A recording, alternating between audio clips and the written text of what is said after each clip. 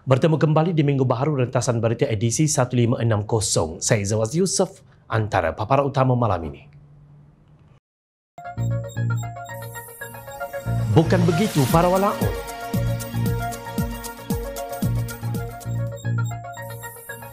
Berhentilah menjadi pembanggang.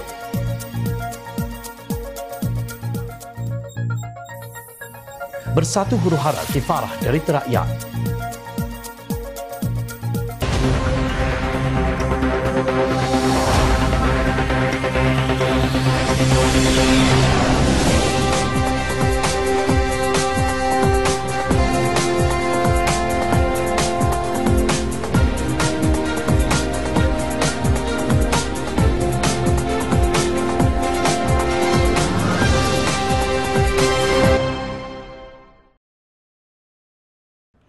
Assalamualaikum dan salam sejahtera. Khamis minggu lalu, Sultan Selangor Sultan Sharafuddin Idris Shah menerusi hantaran di laman Facebook Selangor Royal Office menzahirkan rasa amat duka cita dengan kenyataan Senis Presiden PAS Tan Sri Abdul Hadi Awang. Sultan Sharafuddin bertitah ia adalah kenyataan yang amat tidak bersesuaian, malah tidak beradab daripada sudut budaya orang Melayu yang sentiasa menghormati dan memelihara adab ketika menyuarakan pandangan serta nasihat kepada Raja-Raja Melayu.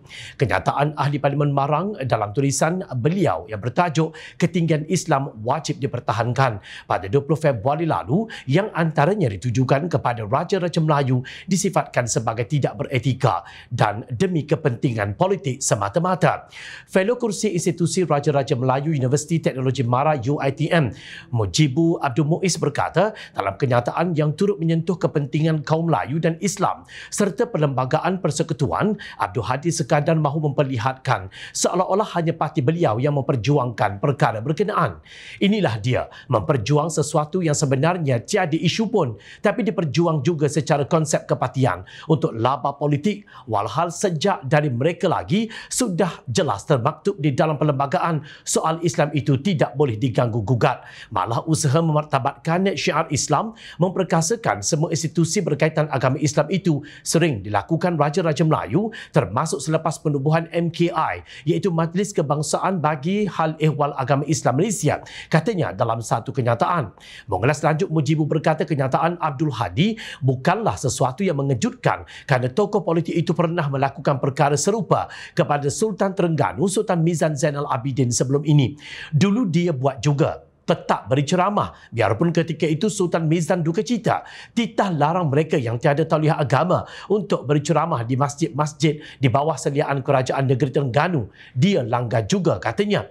Senada dengan Mujibu ialah Geostrategis dan Fellow Kanan Akademi Penyelidikan Strategik Nusantara NASR Profesor Dr. Azmi Hassan yang berpandangan Abdul Hadi masih mengekalkan naratif penceritaan yang berteraskan perkauman serta agama seperti pada beberapa siri pilihan raya lepas demi meraih sokongan orang Melayu. Tidak mengejutkan benda lazim, saya tidak nampak di mana logik fikirannya. Beliau sebagai orang lama juga dipanggil ulama, untuk kali ini keluar kenyataan yang dikaitkan dengan Raja-Raja Melayu. Jadi kenyataan beliau itu amat mengecewakan, walhal tahu kedudukan Raja-Raja Melayu itu menjaga kepentingan semua umat Islam tanpa kira warna politik. Perlembagaan Persekutuan juga melindungi kemas agama Islam. Jadi usah kaitkan kepentingan politik PAS dengan institusi monarki kita, katanya. Azmi juga berkata jika Abdul Hadi mempunyai sebarang cadangan maupun masalah berkaitan hal ehwal agama Islam dan Perlembagaan Persekutuan, adalah lebih baik beliau menyuarakannya di platform Dewan Rakyat atas kapasiti sebagai ahli parlimen.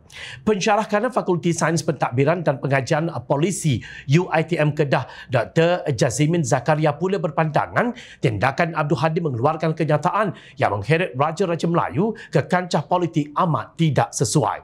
Kedudukan Raja-Raja Melayu ini sensitif, suhu politik kita pula ketika ini kurang baik. Jadi bagi kenyataan di platform minda Presiden PAS hanya akan membuka ruang kepada orang lain untuk mengkritik kedudukan istimewa Raja-Raja Melayu, katanya dipetik bernama. Apalah sangat teguran, kritikan dan pandangan ahli akademik dan para cendekiawan jika hendak dibandingkan dengan kehebatan ilmu Abdul Hadi yang kononnya digelar ulama muktabar. Bukan begitu para walaun. Mustahil bekas duta khas makan gaji buta itu akan mengambil pengajaran atau iktibar dengan semua yang pernah berlaku, kerana bagi beliau tiada sesiapa yang berhak mencampuri ulasan ulama dalam membela Islam. Abdul Hadi sentiasa betul, tidak pernah buat salah. Bukan begitu para walaun. Malah para walaun pernah mengeluarkan kenyataan Allah perintah suruh ikut kata ulama, bukan kata raja. Betul dah tu. Tapi Allah suruh taat ulama yang bagaimana? Bukan setaraf dengan ulama sub bawaan PAS. Sekejap. Bukankah PAS adalah parti yang terpaling berperanan? Parti lain mana ada mainkan peranan sedemikian, terutamanya dalam membela Islam. Bukan begitu para walaun. Abdul Hadi terpaling membela rakyat setakat ini. Berpuluh tahun bersuara di Dewan Rakyat. Dialah satu-satunya ahli parlimen yang membawa suara rakyat dan umat Islam selama ini. Paling menakjubkan, beliau tidak pernah sekali pun ponteng sidang Dewan Rakyat, walaupun dalam keadaan sihat atau sakit. Bukan begitu para walaun. Perdana Menteri Datuk Seri Anwar Ibrahim menggesa Lembaga Hasil Dalam Negeri LHDN melaksanakan tugasnya mengutip cukai dengan lebih tegas tanpa mengira kedudukan sesebuah syarikat atau pangkat individu. Menurut PMX, beliau tidak mahu ada syarikat atau individu yang menganggap kedudukan dan pengaruh mereka membolehkannya terlepas daripada melaksanakan tanggungjawab membayar cukai. Kita tidak boleh memberi gambaran yang atas paling maha kaya itu terselamat daripada tindakan. Mesti ada kesungguhan dan keberanian daripada anda semua, tidak kira kaitannya dan kedudukannya. Saudara bertugas menjalankan tanggungjawab, tidak kira sama ada dia Ahmad atau Aseng atau Tan Sri atau Tun. Saudara hanya kira dia bayar cukai atau tidak. Jika dia tidak bayar, geledah dan ambil tindakan, katanya ketika berucap merasmikan Majlis Sambutan Hari Hasil 2024 ke-28.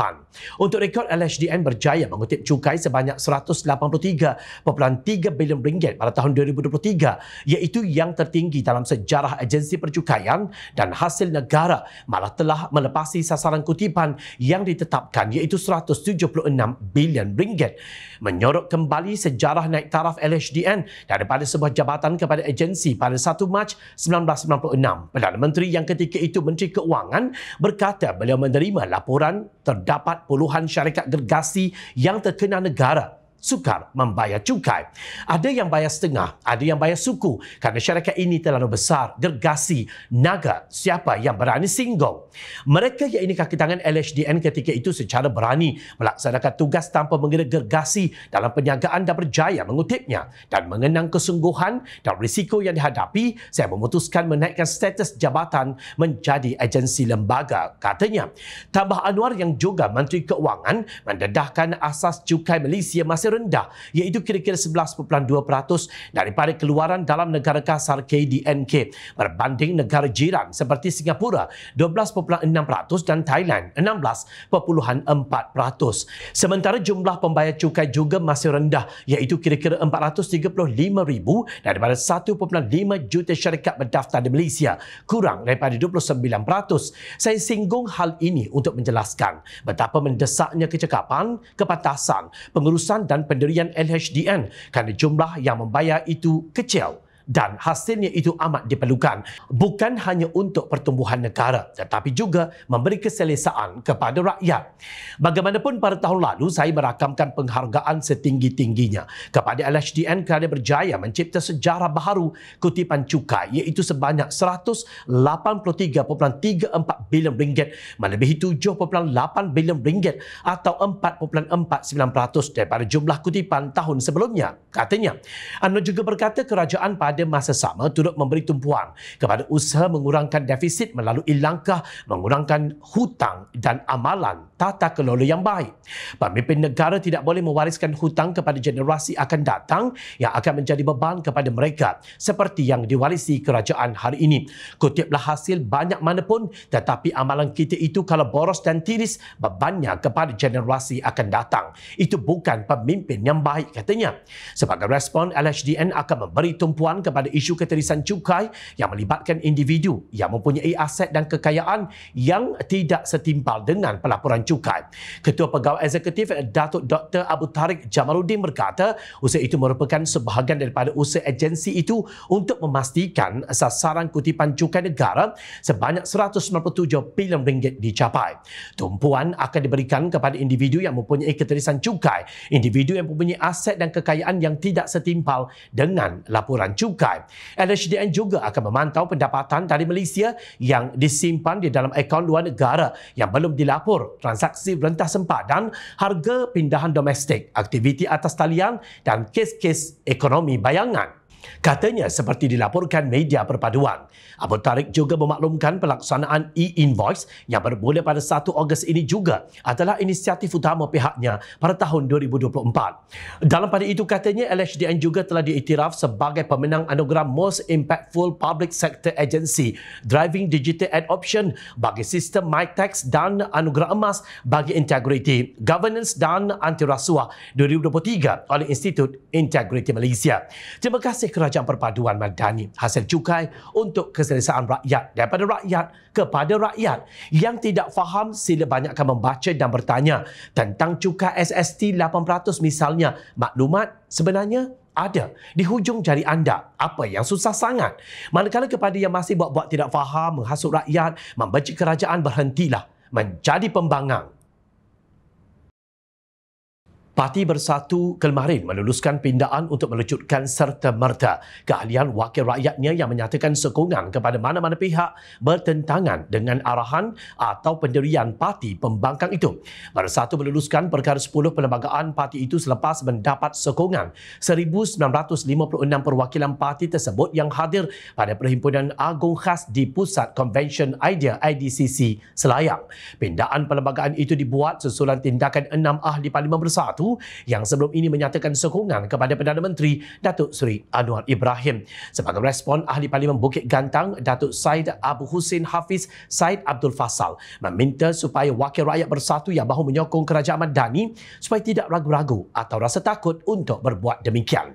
Saya menyeru mana-mana Ahli Parlimen untuk tidak takut dengan pindaan berkenaan. Kalau ada niat nak sokong PM, teruskan.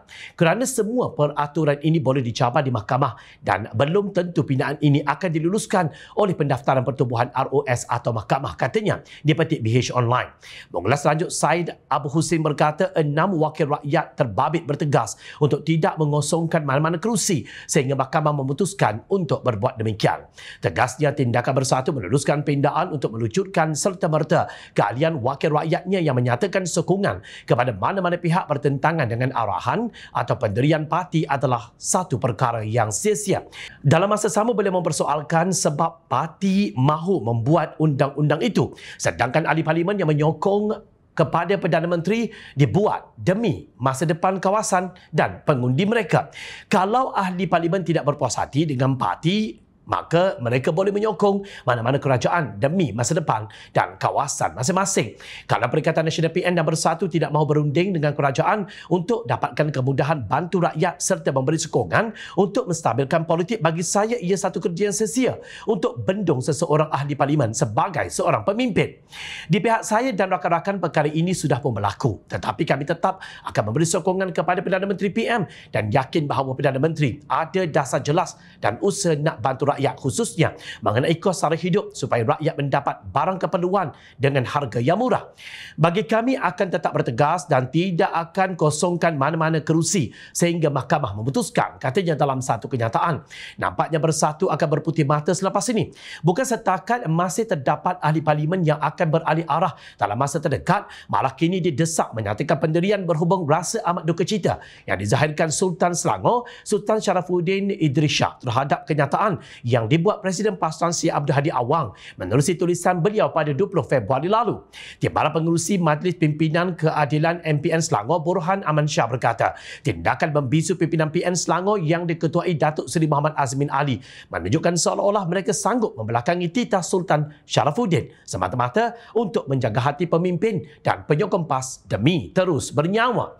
Jelas tiada jalan mudah dan singkat untuk Bersatu memaksa 6 ahli parlimennya yang berpaling tadah dan menyokong Perdana Menteri supaya mengosongkan kerusi yang dimenangi mereka pada pilihan raya umum ke-15 PRU15 lalu. Peguam kanan Tuan Hanif Katri Abdullah menjelaskan proses mahkamah dan prosedur undang-undang yang membabitkan tuntutan bersatu yang bermula dari Mahkamah Tinggi sehingga dimuktamad oleh Mahkamah Persekutuan mungkin mengambil masa antara 1 tahun hingga 3 tahun bergantung kepada keadaan dan budi bicara hakim.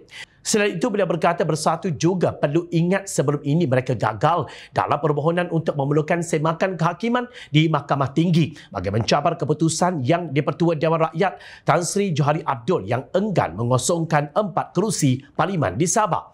Hal seperti ini kita tidak boleh memberikan anggaran tepat kerana kita tidak tahu bila bersatu atau 6 ahli Parlimen berkenaan akan memfailkan semakan kehakiman di mahkamah.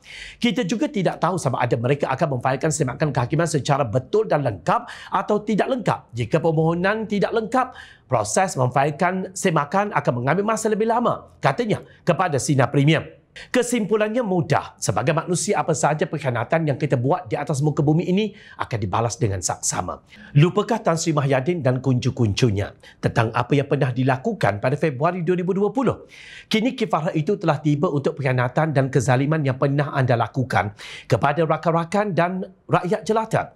Seluruh negara derita berada dalam kegelapan kerana ketamakan kuasa dan pemerkosaan demokrasi yang kalian lakukan sehingga negara menjadi bahan ketawa dunia. 33 bulan negara huru-hara hasil kebejatan ciptaan Mahyadin dan para penjilatnya. Bersatu dan Mahyadin sepatutnya sedar semua ini adalah kifarah atas doa rakyat yang Allah telah makbulkan. Ingat, rakyat sentiasa memerhati. Jom Channel mengucapkan jutaan terima kasih kepada para penyokong dan kepada yang berminat untuk memberikan sumbangan bagi membolehkan kami meneruskan perjuangan menyampaikan berita yang benar. Sumbangan boleh dibuat melalui akaun bank yang tertera. Soal rakyat kami sampaikan demi negara tercinta. Teruskan bersama kami di Jom Channel untuk mendapatkan berita politik tanah air. Saya Zawaz Yusof. Assalamualaikum, salam sejahtera. Jumpa lagi.